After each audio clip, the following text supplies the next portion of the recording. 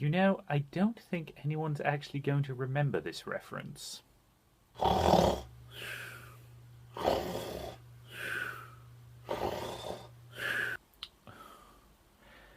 Hello and welcome to Let's Review. Richard is currently operating under the delusion that people are going to remember his review of the Bureau Xcom Declassified, and as such he's refusing to actually wake up and begin the review until somebody laughs. Because if I don't, we'll be stuck here until next week. I'll be the one to give up my dignity. Ha, aha, aha. Oh. Hello and welcome to Let's Review. Back in 1994, back when I was barely old enough to break my leg, Mythos Games released a title that was known in some parts as UFO Enemy Unknown and in other parts as XCOM UFO Defense. And for the most part, that game is very well remembered. Its sequels, yeah, not so much, and the series actually went dark all the way back in 2001. That is until 2011, when Firaxis Games released a reboot of the series under the title XCOM Enemy Unknown, and it was pretty well received, as was its expansion pack, Enemy Within. Now, however, we come on to the difficult second album, XCOM 2. And how does it hold up? Well, to answer that question, we start as we always do, with the gameplay. Like its predecessor, XCOM 2 is a turn-based tactical affair, but before I actually get onto the main combat gameplay, I'm going to talk first about the systems that lead into it, starting with your soldiers, whose appearance and gear can be heavily customised. This is the customization of XCOM 2, so here we have our complete list of soldiers. So at the top we have our most experienced people, and further down we have our rookies. Now this is a save game from relatively early game, so at the moment we only have 2 characters who are even at the rank of Sergeant. So if I just show you one of my rookies, and I can go to Customize. From here we have character info, so that's first name, last name, and once they reach the rank of Sergeant they can gain a nickname as well. There's also the biography, which is shown here, which I can click on and edit as I choose. Everybody is given a randomly assigned biography, so that one is randomly generated. But you can change it as much as you like. You can also mess around with their country of origin, which alters the flag shown on the back of their uniform there. So if I made him, for example, Pakistani, he would have a Pakistani flag. And if I go back out, it defaults back to the previous one. I can also change the character's gender back and forth, which is not something you could do in the previous game. If you had a female soldier, they were stuck being female. So that's a nice little touch. Then you get into the props, which are things like various hats and helmets. You know, various different varieties of arms and arm guards. And various varieties of leg guards and things like that. You can also get various props for the face, so sunglasses and so on. There is a lot of customization here, and it's also worth noting that you can customize the guns as well. So for example, if I wanted a load of happy faces on his gun, because he's a happy person, we can do that. We can also give him some face paint, you know, if we so choose, which I'm not going to. So that's a lot of the customization there, and again, we can change his face, we can change his hair. I'm not going to show you all the possible things, because obviously as you can tell, there is a lot of customization here. But one thing I do want to comment on is the fact that if I go back and show you Madman here, who is one of my sergeants, you actually get significant additional options. If I hit the correct tab, you get significant additional options once you've done that. So if I remove his helmet for a moment so I can demonstrate, we go to character props, and we now have upperface props. You'll notice there's an awful lot more props here than there were for my rookie. And all of these unlock at the rank of Sergeant, so if I wanted him to have an eye patch or a monocle, I could do that if I so desired. Now, a lot of the face props are limited by helmet, so if I put his Delta 2 helmet back on, and then go into you'll notice I can now no longer equip upper face props because they conflict with each other. But that's fine. You know, I can also give them tattoos, which you can't see at the moment because well, he's wearing full arm protection, which I personally think looks better because you're in a war zone. It makes sense to have well-covered arms. And you can also give them scars, so various burns and various other things. It's worth noting that scars will actually be randomly assigned to your characters when they get wounded. However, you can change them yourself afterwards if you so desire, which is a nice touch. In addition to this, you can also customize their voice, so he's currently got the English 2 one, Double time. which sounds like that, but I could give him English 1, which gives him that, and so on and so forth. So you've got Go. quite a lot of options. Plus, if you wanted, I could have him speaking German, Okay, bin unterwegs. see? Or various other things, which, again, it's a nice touch to have. You can also mess around with their armor colors as much as you like to make them, really blindingly obvious or, really kind of silly. But there is an awful lot of customization here, including all sorts of awesome beards and mustaches and all sorts of other fun things. In addition to that, you've also got weapon upgrades. Now, as I say, this is an early game save, so I don't have many upgrades available, but if you look, I currently have an auto-loader, which means that the first reload is completely free, which is potentially useful, or a stock, which means that even when he misses, he still does damage. And you'll notice that these actually change the appearance of the weapon. So it adds in a secondary magazine there, or it adds in a visible stock to the back of the rifle. And while that's kind of it for the customization, there is an awful lot of options here, and I do really like to see all this available. So The customization here has been significantly improved, and I've got to say, I really like it. While it's a little annoying that a lot of the customization options don't unlock until your soldiers reach the rank of sergeant, there's a lot of depth here, and you can end up with some really awesome looking troopers. Or some really stupid looking ones if your mind runs that way.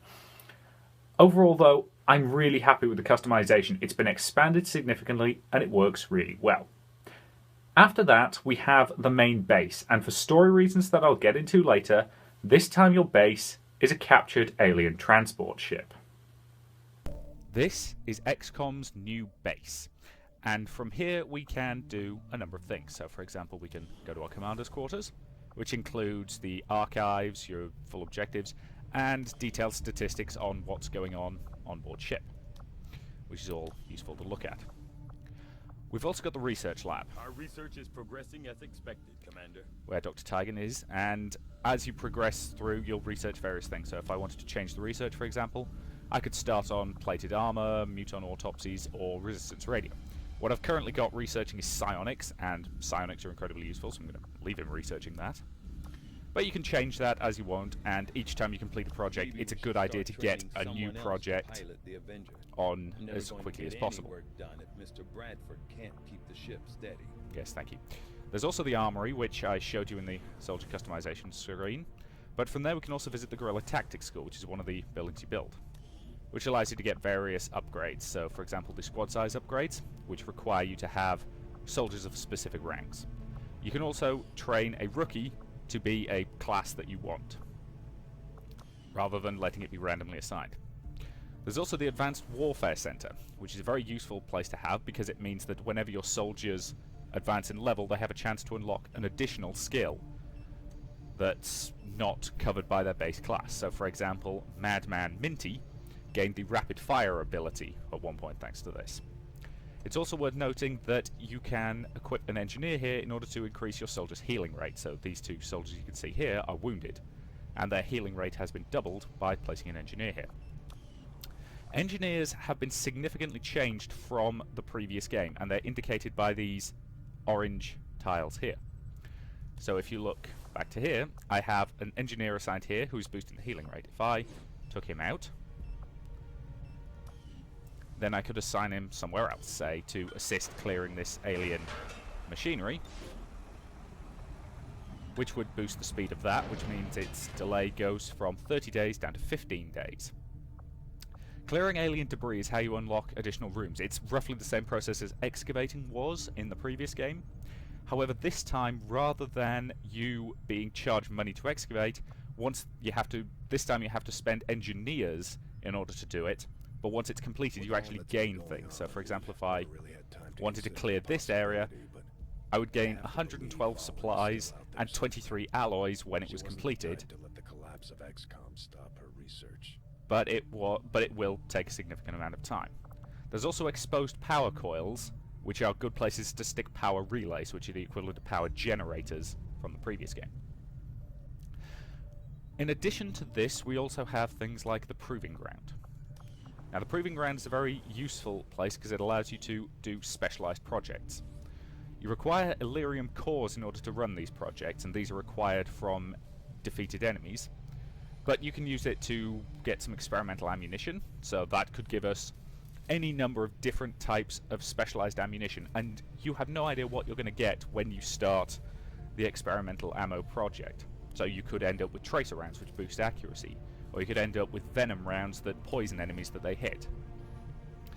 So it's very much a roll of the dice and see what you get. You might get something that's very useful, or you might get something that's completely worthless to the way you play. You have no idea. But that is an interesting risk-reward mechanic because cores are in very short supply, and later on you will need them for certain advanced armor types and things like that, so it can be useful to hang on to them. But at the same time, you might need the extra ammo. This school is also used to create the Skulljack, which is an important device for one of the game's main plot lines. If I go back far enough, you can see that one of my objectives is to complete the Skulljack project in the Proving Ground, and after that I will need to equip the Skulljack item on a soldier, and they'll have to use it on an enemy. There's also the Engineering Bay, and the Engineering Bay really is where you take what you've researched and make use of it. So, for example, I could build some nanoscale vests, or I could build some battle scanners. At the moment, I don't have any major items in the works. I wonder if this is what it was like in the old days. Always on edge, ready for a fight on a moment's notice. As you can tell, every time you go into something, your soldiers will talk. Because I researched magnetic weapons, so I've gone to his loadout, and he gained a magnetic rifle. Now, when you research, you will gain the ability to buy magnetic weapons. However, unlike before, where you had to purchase individual laser rifles and individual plasma rifles, here it's a one-time purchase in the Engineering Bay, and that upgrades all weapons to the next tier. Now, some people are probably going to be disappointed with this, but I think it streamlines it in a way that does certainly work for me. It's also worth noting that... Sorry, I got distracted there. It's also worth noting that each of the different sub-weapons on each class has to be purchased separately. So, for example, if I purchase magnetic rifles, I don't get the magnetic shotgun, which is known as the scattergun, until I buy that separately. So while you only have to buy scatterguns once, that is a completely separate purchase from the magnetic rifles for your troops who use rifles. So you do still have a reasonable amount of things to buy and do. It's also worth noting that some of these buildings can be upgraded. So, for example, if I look at this power relay, I could spend some supplies to put an additional power conduit in it, which would allow an extra engineer to be staffed and would also boost the amount of power it generates. Because engineers are a very valuable resource, you will almost never have enough to do all the projects you want. So if I had a spare one, I'd assign them to the Proving Ground so that the Skulljack project would take less time.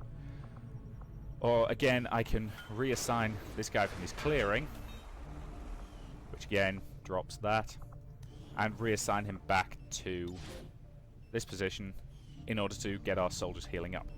I can also have a soldier retrain their class abilities. This won't change their class, but it does allow them to change the various points that they have in their various skills. It's also worth noting you have the Memorial Bar, which is where your soldiers will go when they're off duty, and it also allows you to view your list of deceased soldiers.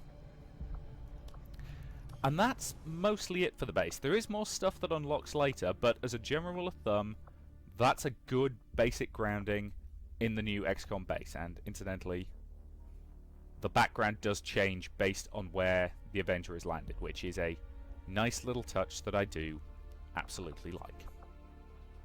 There's a little less to the base this time, it having been streamlined significantly, and I'll freely admit that a few more rooms might have been nice. One change I do really like, however, is the change they made to engineers, making each one a very valuable resource to have, and you've got to decide where you're going to put them. This works very well, and naturally, since your base is now mobile, that makes significant changes to the world map. This is the game's new geoscape, whereas before we were operating from a single point, albeit with smaller sub-bases that allowed us to launch fighters, we are now limited to a single base, which is the Avenger. However, it's also mobile. So for example, I could lift the Avenger off and send it to go and get those supplies up there. You'll get regular supply drops from various allies, and there'll also be, after each event, random battlefield supplies will be dropped. And that could be intelligence, which is up here. It could be Illyrium, it could be alloys, it could even potentially be new recruits and staff members, which is potentially very useful. As you can see, we have the whole world is technically available to us, but you have to spread out slowly. So you start in one location, where the Resistance headquarters is, and this is apparently randomly designated. I will note that. And you spread out by making contact with an area, which costs intelligence, which, as you can see, I don't have very much intel at the moment. Over here, we have the Avatar project, which is also marked at the top. And it's worth noting that there are also dark events. Now, these events are things that the aliens are doing in order to screw with you. So, for example, we have rapid response, which means that the Advent will be much faster getting troopers dropped on top of you during missions, or a UFO coming to hunt down the Avenger. This is obviously bad. If we had a little bit more intel, we could actually see what this third hidden event is. Now, every so often, you will get a mission that will allow you to counter one of the 3 dark events. Once you've unlocked 3 regions, you will have 3 options for which mission you go on. And that will allow you to defeat 1 dark event. You still have to take the other 2. Now, this is obviously it's very much a punishing mechanic, because it basically means you are choosing which debuff you hate the least. Now, there are also a number of missions available, so if I look there, there's an Advent Black site, which I can attack whenever I want. However, obviously, since that's a main story mission, it's the kind of thing that you want your troopers ready to face. So you want them healed up, you want them with the best gear possible, and you want them ready to fight. There's also an alien facility mission down in Brazil, which will actually reduce this Avatar project bar. Because once that project bar fills, you will be in a seriously bad situation, and you will not have long left before you lose the game completely. If that bar gets filled, I believe it's... I actually don't know how many days it is, but you have a limited number of days in which you must set back the Avatar project at least a little, otherwise you will lose. This is obviously a very bad situation and one you want to avoid, so you want to be trying to keep on top of the Avatar project and not let it raise too high. So, I can scan for some supplies here, and this will take 4 days, and during this time, various things could happen. So the Avatar project, for example, is advancing. Commander, the aliens continue to make progress on the Avatar project. If Which we're obviously going is to slow bad. them down, we'll need to move fast. And Central will keep bugging you about the fact that it's bad. And again, we continue our scanning, so... Commander, the aliens aren't slowing down. The enemies They've are now already got building a new multiple facility, so I can view facilities that. operating across the globe. We're running out of time. So that is, again, one that I can't get to because I'll have to get to New Mexico, which will give me the link to North and South America, and then I can hop over the sea to there. But I've got to make contact with each region as I go. And here we have the targets available, so if I review them. So I could go on this mission, which would counter the unknown dark event. It's a moderately difficult mission. It requires us to destroy an alien relay, and it will guarantee us an engineer as a reward. Or we could prevent the rapid response, which will gain us some intel. Now I'm going to ignore these for now, which obviously is something you shouldn't actually do when you're playing the game, but you know, it allows me to demonstrate some of the stuff. Commander, we have a mission available that's reliant on time-sensitive information. And We can obviously always they finish our get... scans later, but failing to take on this mission could So yes, have they get a serious little repercussions for uppity the with you if you research choose not to program. take it. So I'm just going to quickly demonstrate the black market to you, because the black market is potentially very useful. Now, this costs intelligence, which is an additional resource, and you can buy various things. So some of these are weapon upgrades, there's stuff that boosts your soldiers. You can also buy specialists, and potentially you can get information that allows you to research things faster. This is all good. This is also where you sell various things you don't need. So for example, if I didn't want those mech trooper corpses, I could sell them off. And that's kind of it for the geoscape. There's a lot of moving around, a lot of staying ahead of enemies, because you saw that one of the events is a UFO launch. And obviously UFO launches are bad because you want to try and avoid them, or they can shoot you down. That is naturally very problematic. But ultimately, that's most of what the geoscape offers. The more spread out you get, the more complicated it gets. But for the most part, that's kind of it. Again, I like this. The new dark event system, which basically makes you choose which of a bunch of bad options you want the least, keeps the pressure on while also letting you make really interesting and meaningful decisions. Honestly, the only change that I really don't like is the complete removal of the air combat minigame.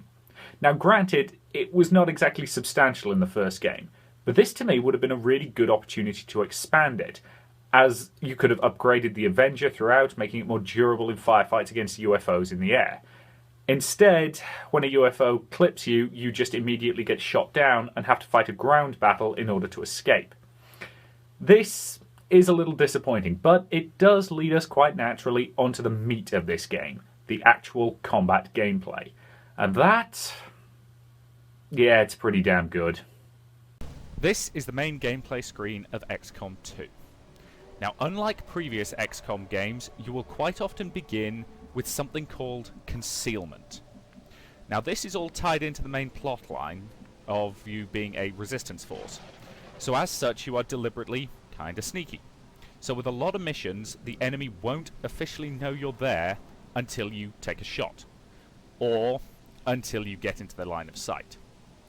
So for example, I can move up to here, and as long as you stay in cover, the enemy won't see you unless you either A, get too close, or B, get in a position where the enemy has you flanked. Like that. Now, the enemy has not spotted my soldier down there yet, even though they really, really should have. I'm pretty sure that's a bug. So most likely they will spot him pretty much as soon as they move. So I'm going to take the opportunity to put one of my guys on Overwatch. Overwatch runs pretty much exactly like it did before. I can't remember, does he have the upgrade yet? No, he doesn't. Later on I will give an upgrade to Madman that makes him able to do a sprint and then automatically enter Overwatch when he gets to the position. Unfortunately, he doesn't have that yet. However, since Valkyrie here has run and gun, which is a very useful returning ability, I am going to activate that, then sprint her to this position. Solid copy.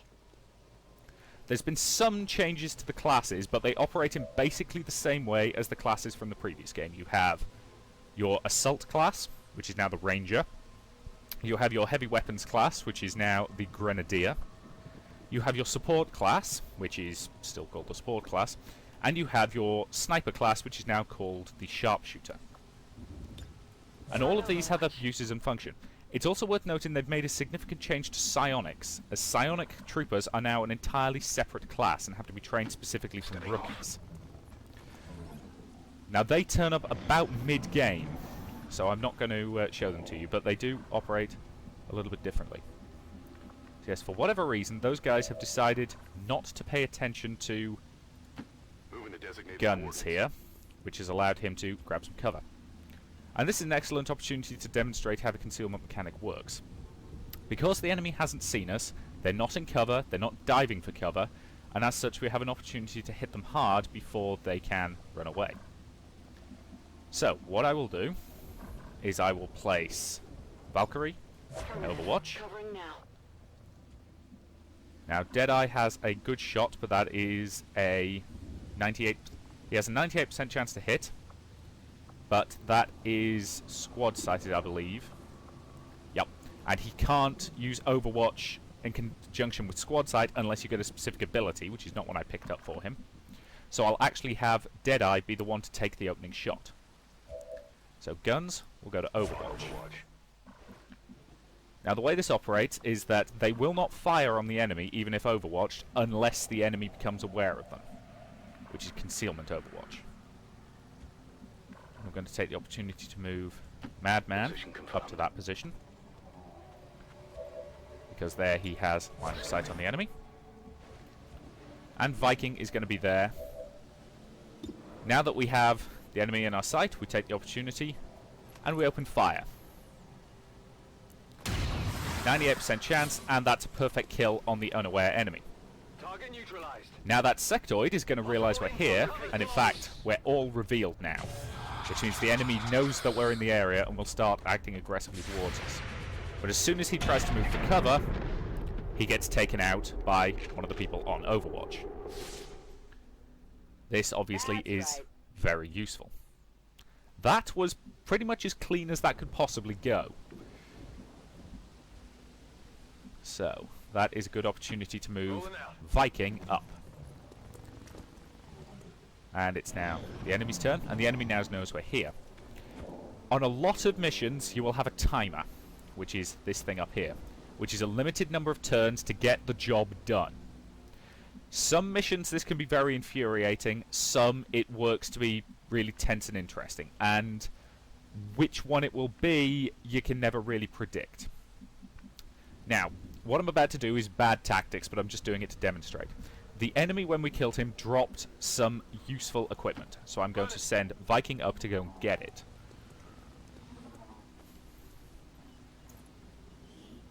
So we've got 2 Elerium cores, and I mentioned earlier what they're good for. The loot they drop is completely random, but it's often either weapon upgrades, Elerium cores, or potentially potential sources of intel. Okay, I'll go. It's also worth noting that you have many special abilities, so for example if I wanted, I could have him launch a frag grenade and blow out this wall, which I'm going to do just to demonstrate the nice wall destruction mechanics. If you've got an enemy crouching behind cover, using a grenade to take out their wall or their cover is a very effective tactic, and that gives us a decent chance of getting line of sight on the thing we're actually sent here to destroy, especially if I move Deadeye up, since he is my sniper and obviously has the best range.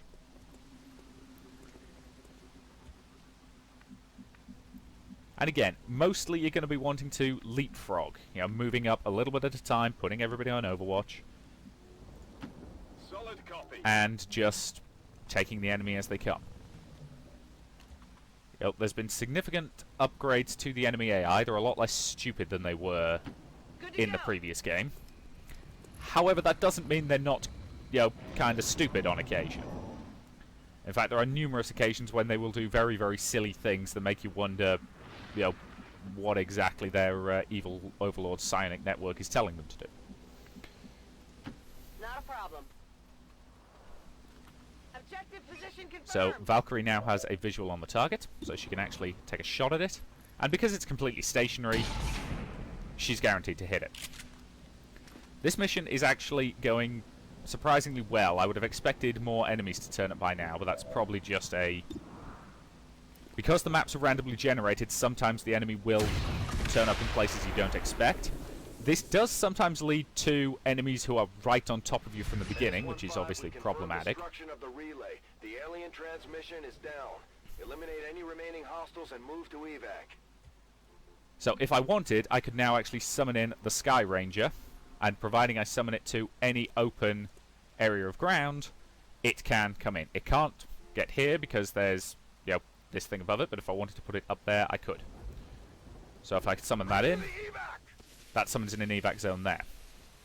Now it's worth noting that if you do evac without killing every enemy, you will lose any loot that you haven't specifically picked up. So he's carrying the Elerium cores we got, so if he was to get killed, we would lose those cores. We also wouldn't get any alien corpses for dissection, and alien corpses are very useful for various reasons. Honestly, that's a good general overview of the gameplay. I'm slightly bemused by the fact that more enemies haven't turned up, but they do know loosely where you are, and this time they do actually make an effort to head towards you. So sometimes they will flank you and do all sorts of unpleasant things to you. But ultimately, that is a good general overview of the gameplay of XCOM 2. The gameplay is excellent, although it does definitely have its frustrations. One of your men missing a 95% chance shot is a feeling roughly on par with being kicked in the stomach by a mule. But by that same token, when something impossibly lucky happens to save your entire squad, well, there's no feeling like it. Honestly, the gameplay has been improved in a number of significant ways and a number of minor ways from the previous game. And while it still has its frustrations, looking at you, low hit chance at short range, I can honestly say that I really like the gameplay of this game, and it definitely deserves to be played. When creating the story for their sequel, Firaxis took a very interesting route. Since most players failed their first run of Enemy Unknown, they decided to make that canon. Yeah, we all lost the first game according to them, and as a result, this game is set 20 years later, after the aliens have had plenty of time to consolidate their power after delivering a crushing defeat to Xcom. As such, the world governments have all been disbanded and have banded together under one global administration, the Advent Administration, which is ruled over by the aliens. And I've got to say, it has some of the least subtle Nazi overtones I have ever seen. And I'm including in that games about actual Nazis. So a world-occupying force has Nazi overtones. Well, I'll give them props for using the subtle imagery. Well, you're in a sarcastic mood, I see. Well, it's been one of those mornings, frankly, and snarking you is surprisingly relaxing. Well then, I'm happy to assist. Given the brutal and repressive nature of the Advent administration, it's no wonder that a resistance movement forms, and that several of its key players are former members of Xcom. Somehow, they managed to acquire themselves an old alien transport ship, and they convert it into a mobile fortress, naming it the Avenger. Okay, there's about 12 different things that could be a reference to. Mostly I think it's a reference to the original XCOM, where the Avenger was an upgraded version of the Sky Ranger, one that actually let you get as far as the alien base on Mars. This one won't take you quite that far, but it does an excellent job of giving you the feeling of being a resistance movement, constantly on the run, having to stay one step ahead of the enemy, fighting where you can and fleeing before you're overrun. And honestly, thematically, it's actually a really good expansion of the original game's ideas of trying to fight off a truly overwhelming enemy. Is that actually fun? Oh god, yes. I mean, after all, a victory easily earned is no true victory. Throughout the entire game, the aliens are working on something called the Avatar Project. And while you have no idea what it is, you're pretty certain that it'll be bad for you if they manage to complete it. In fact, if they do successfully complete it, that results in an instant game over. As such, your mission is to uncover the nature of the Avatar Project, and, well, frankly, it's not exactly in the human race's best interest. Are you quite sure you don't need to slap a spoiler warning over that statement? A hardy ha. Look, needless to say, I want to avoid significant spoilers, but what I will say is that the story is solid, if a little paint by the numbers. There were a few plot twists that I managed to predict well before they happened. And that's not necessarily a bad thing, but they could have done a few more interesting twists. On the character side, it's worth noting that the characters who do return from the previous game, which is most notably, well, and almost exclusively actually, the character of Central, your Central Operations Officer, really do feel like they've gotten older and they feel like they've been through it in the last 20 years. Oh, they don't do that thing where they become a screw the human casualties, victory at any cost type of person, do they? Actually, no. While his edges are certainly harder than they used to be, you really get the impression that he's still very much fighting for the human race, and he really does care about every casualty. Lately, that's largely because he won't shut up about them whenever you're doing one of this game's equivalent of terror missions. As for the rest of the characters, they're fine. I like the idea of Shen's job being taken over by his daughter after he was killed, but I will freely admit, I kind of miss Dr. Vahlen. Oh, that's just your thing for women with German accents. I don't have a thing for women with German accents. I mean, okay, I've got a thing for women with sexy voices, but since when is the German accent considered sexy?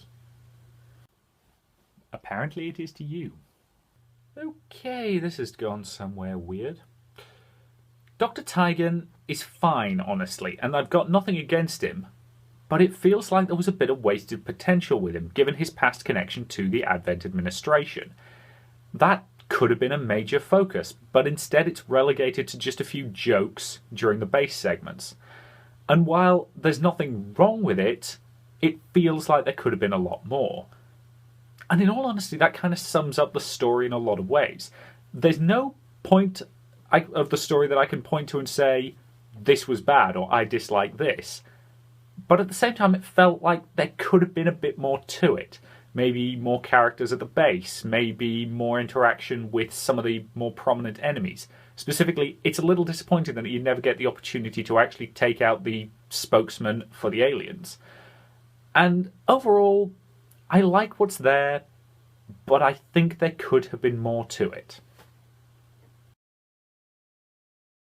Graphically speaking, the game looks pretty damn good. The fire effects in particular are very, very nice.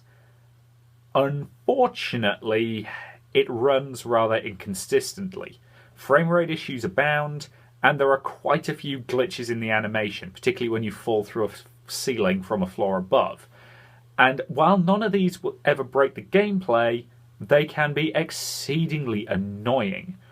And as such, I would like to see them get addressed. Patches have been promised by the developers, and they have earned enough good cred with me in the past that I'm certainly willing to give them the opportunity to fix this.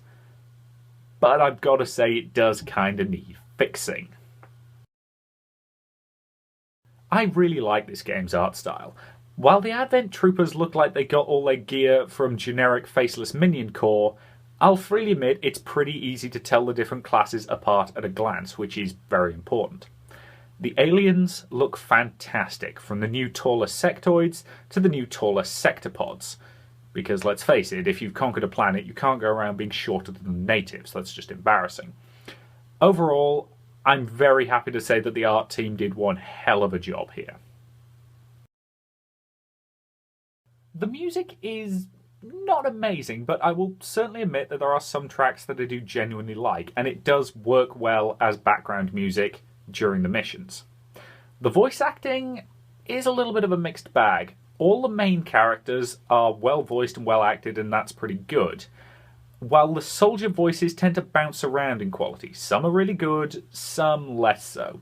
But in that situation, all you really have to do is make sure you pick the good ones. Or just mod in Arnie, but I'll talk about that in a moment. As to the sound effects, some of them are absolutely gorgeous. In particular, the Tier 3 weapons sound fantastic. And I want to give all credit to the sound effect team on that. Overall, yeah, I'm pretty happy with this game's audio. Normally, I wouldn't mention mods in my review, but given that mod support was one of the big selling points of this game, it's worth talking about. This game was actually shipped with Steam Workshop support built in from the ground up, and while nobody's actually got round to doing a full conversion mod yet, I suspect they will, given that Firaxis released the source files at the same time as the game. This is actually a really positive move from the developers, as I think it'll significantly expand the lifetime of this game. And while nobody's got round to doing anything major to it yet, you can already get things like a voice pack that adds in a load of quotes from different Arnold Schwarzenegger movies, or an appearance pack that adds in a whole bunch of Stormtrooper helmets. While we haven't got anything major yet, I'll be very interested to see what the community comes up with, especially given how good things like the Long War mod were for the previous game. While modding is not necessarily something you should buy a game for from the ground up, I will say that this game has an excellent chance at being a strong platform for some very interesting mods, and I look forward to seeing what the community comes up with. So, did I enjoy XCOM 2? Absolutely I did. Should you buy it? Yes. This is one of the occasions where I can wholeheartedly recommend a game, because while it does still have some bugs and glitches that need to be worked out, it is a damn fine strategy game, and the addition of modding is going to be something that I think will give it an awful lot of longevity. While it might not be for everyone, I'm very happy to say that it is an excellent strategy game, and frankly, I look forward to playing it through many, many more times. Now, if you'll excuse me, I've got an Iron Man run to get back to that just took a wee bit of a turn for the worse. I'll see you later.